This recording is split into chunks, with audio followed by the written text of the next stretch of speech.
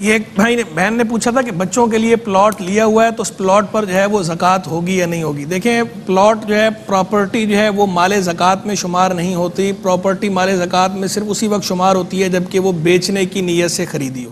اگر وہ پلاٹ بیچنے کی نیت سے خریدے ہیں تو ان پہ زکوٰۃ ہوگی. لیکن اگر وہ پلاٹ بیچنے کی نیت سے نہیں خریدے، جیسے کہ کہہ رہی ہیں بچوں کے لیے خریدیں، تو اگر وہ رہائش کی نیت ہے یا وہ تعمیر کر کے کسی کو کرایہ پر دینے کی نیت ہے تو ایسی صورت میں اس پر زکوٰۃ لازم نہیں ہوگی. پھر جو ایک بہن نے پوچھا کہ دوران نماز دوپٹے کے پلو سے ہوا لینا کیسا ہے. ویسے ہم نے دیکھا نہیں، مشاہدہ نہیں ہے ایسا کہ نماز کی کوئی جو نماز پڑھنے والی ہو خاتون اور پھر اس کے بعد بھی دوپٹے کے پلو سے ایسے ہوا لیتی ہو. بظاہر تو ایسا محسوس ہوتا ہے فرضی سوال ہے، لیکن پھر بھی ہم جواب دے دیتے ہیں کہ دوران نماز دوپٹے کے پلو سے ہوا نہیں لینی چاہیے.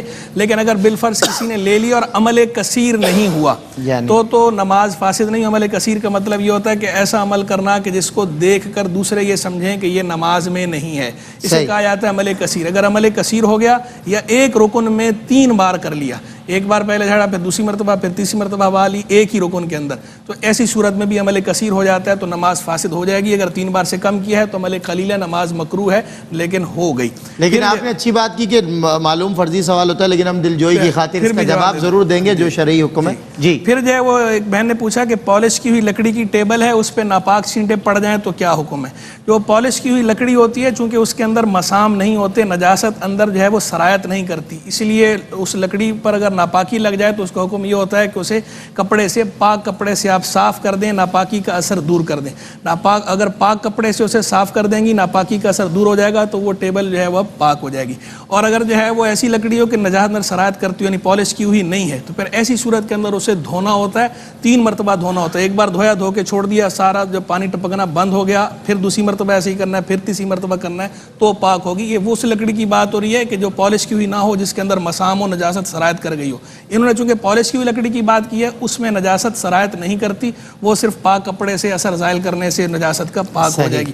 پھر یہ پوچھا کہ میں بیماری کی وجہ سے روزہ نہیں رکھ سکتی مگر باقی عبادت کر رہی ہوں تو میرے لیے کیا حکم ہے. اگر واقعی آپ کی کنڈیشن ایسی ہے کہ اس کے اندر آپ روزے نہیں رکھ سکتی، آپ کے لیے نقصان دہ ہے، تو ایسی صورت میں آپ بعد میں جب ٹھیک ہو جائیں تو روزوں کی قضا کر لیں. اور اگر ایسی بیماری ہے خدا نخواستہ کہ وہ ٹھیک ہونے کی امید نہیں ہے تو ایسی صورت میں پھر آپ جو ہے وہ فدیہ دے دیں اس کا، اللہ تبارک و تعالیٰ معاف فرمائے گا. پھر جو ہے وہ ایک بہن نے بہت ساری چیزیں گنوائی ہیں، وہ گنوا کر پوچھا کہ کیا ان سب اس کے لیے، اس کے لیے، اس کے لیے، اس کے لیے، اس کے لیے، اس کے لیے، اس کے لیے صلاۃ الحاجت پڑھ سکتی ہوں. اچھا، تو ان ساری چیزوں کے جو آپ نے گنوائی وہ ساری جائز چیزیں تھیں، تو جائز باتوں کے لیے، جائز کاموں کے لیے صلاۃ الحاجت پڑھی جا سکتی ہے، اس میں کوئی حرج نہیں. جبکہ آپ پہلے بھی وضاحت کر چکے ہیں کہ کسی بھی غیر شرعی کام کے لیے نہیں ہو سکتا، جائز کام کے لیے صلاۃ الحاجت ہو سکتی ہے. پھر جو ہے وہ ایک بھائی نے پوچھا کہ حافظ قرآن نے تراویح میں سجدہ تلاوت نہیں کیا تو کیا حکم ہے.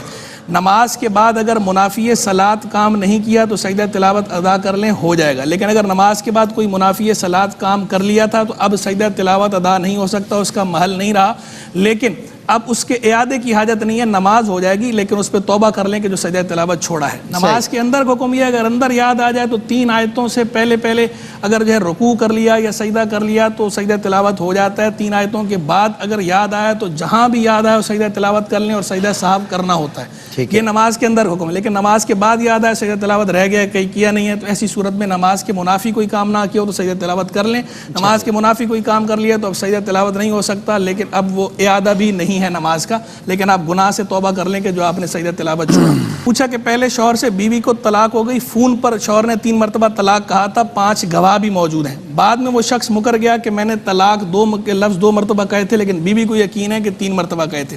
دیکھیں ایسی صورت میں حکم یہ ہوتا ہے کہ اگر جو ہے بیوی کہہ رہی ہو کہ طلاق 3 مرتبہ بولی ہے، شوہر کہہ رہا ہو 2 مرتبہ ہو، تو بیوی سے گواہوں کا مطالبہ کیا جائے گا. اگر بیوی گواہ اس پر پیش کر دے تو ایسی صورت میں فیصلہ بیوی کے حق میں ہوتا ہے. البینۃ علی المدعی، گواہ مانگے جائیں گے. گواہ اس نے پیش کر دیے، وہ کہہ رہی ہے 5 گواہ ہیں. اگر 5 گواہ موجود ہیں تو فیصلہ بیوی کے حق میں ہوگا، 3 مرتبہ طلاق کنسیڈر ہوگی.